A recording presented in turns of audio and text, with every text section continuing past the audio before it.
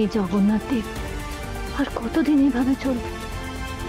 তুমি আমার পথ দেখাও ঠাকুর, আমার শক্তি দাও।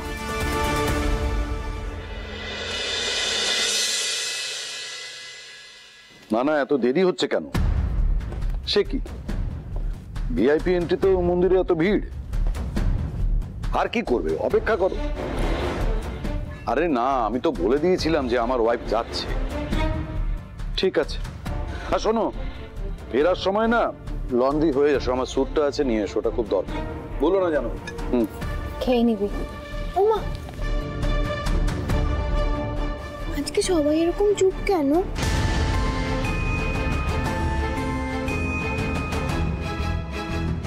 কিছু হয়নি, যা খেয়ে নে, খেয়ে নে। আরে মা, মা জেঠুম কোথায়? তুমি আমাকে তো জেঠুমের কাছে নিয়ে যাবে। সরমল এরকম করে না, স্কুল থেকে এসে আবার তুমি বায়না শুরু করে দিয়েছো। খেলো তুমি। ওভাবে বলো না ভাই, বকাবকি করো না, আমি বলছি বুঝে। জলমল, তোমার জেঠুম শরীরটা ভালো নেই তো, বিশ্রাম নিচ্ছে। ওই তো বাবা এসে গেছে। ফের মুড়ে বাপ কইছে।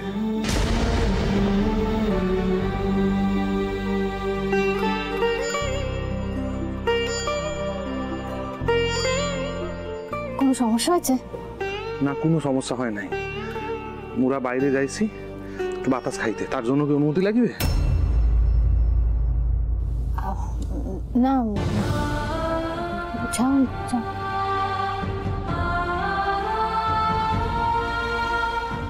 বাবা,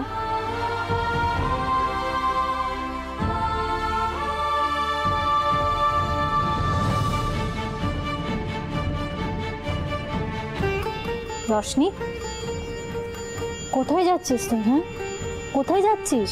যেখানে রশনি যাওয়ার কথা, রশনি নিজের বাড়িতে, মানে আমার বাড়িতে। এক মিনিট, তোমার বাড়িতে যাচ্ছে মানে? রিয়াংশ, কি বলছিস ভাই? তুই আমাকে তো অ্যাটলিস্ট একটা কিছু বলতে পারতিস।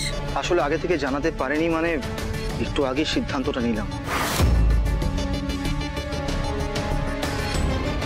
আসলে কালকের ব্যাপারটাকে নিয়ে আমি সত্যি খুব অনুতপ্ত। আমার ভেতরটা না খুব অস্থির লাগছে। বৌদি, আমি জানি আমার সরি চাওয়ার কোনো মুখ নেই।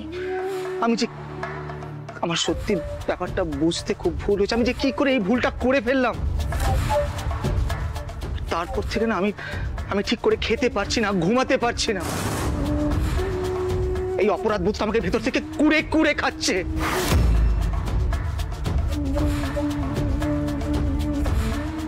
আই এম রিয়েলি সরি বৌদি, আই এম রিয়েলি সরি। আমি সত্যি খুব অনুতপ্ত।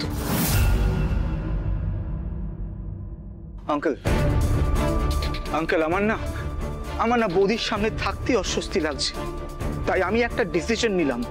আর আমাকে ডিসিশন তো নিতেই হতো, কারণ আমি তো আর এই বাড়িতে মানে তুহিনদার মতন ঘর জামাই হয়ে থাকতে পারি না, তাই না?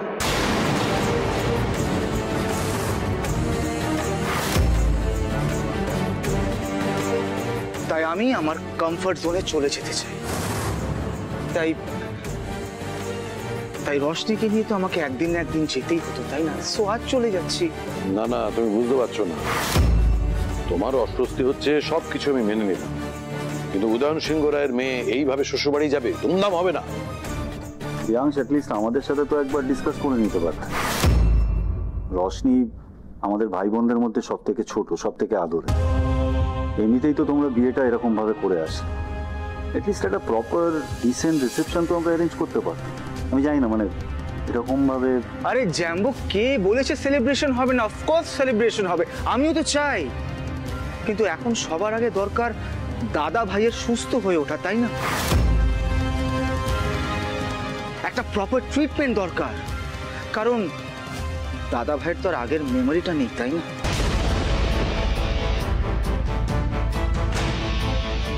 আচ্ছা আঙ্কেল, আপনি বলুন না, দাদাভাই ছাড়া কি সেলিব্রেশনটা জমবে? আপনি বলুন।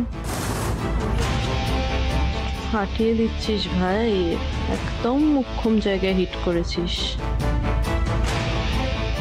মনে হচ্ছে এই লজিকটা খেয়ে গেছে। সেই জন্য আঙ্কেল বলছিলাম যে এখন আমরা যাই, দাদা ভাই সুস্থ হয়ে গেলে আমরা একসাথে রিসেপশন সেলিব্রেট করব, কেমন?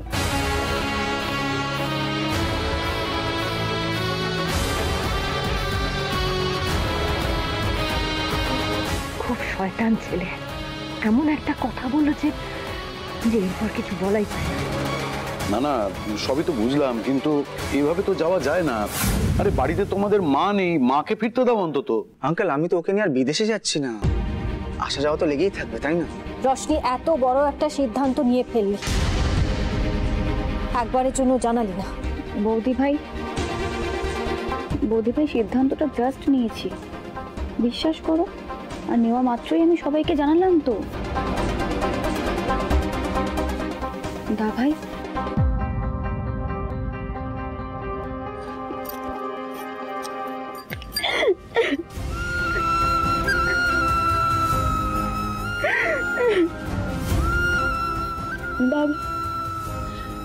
দাভাই আমি আমার নিজের সংসারে যাচ্ছি। দাভাই আমাকে আশীর্বাদ করিস তুই।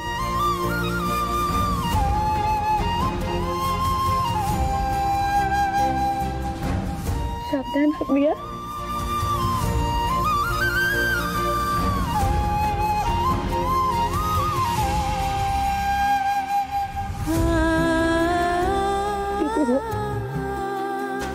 সাবধান থাকবি। রুমটাকে দেখে রাখিস। ছোট বৌদি, আমার ভাইয়ের দেখাশোনাটা করো।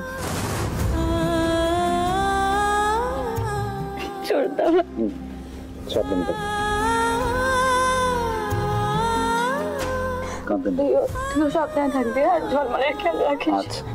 সাবধান। ঝলমল হাই ফাই, সাবধান থাকবে আর মন দিয়ে পড়াশোনা করবে, ঠিক আছে? সাবধানে থাকিস, তাড়াতাড়ি চলে আসবো।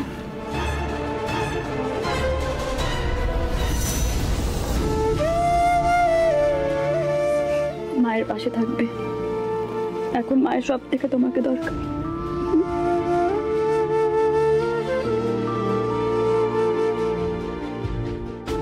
বৌদি ভাই, ও বৌদি ভাই,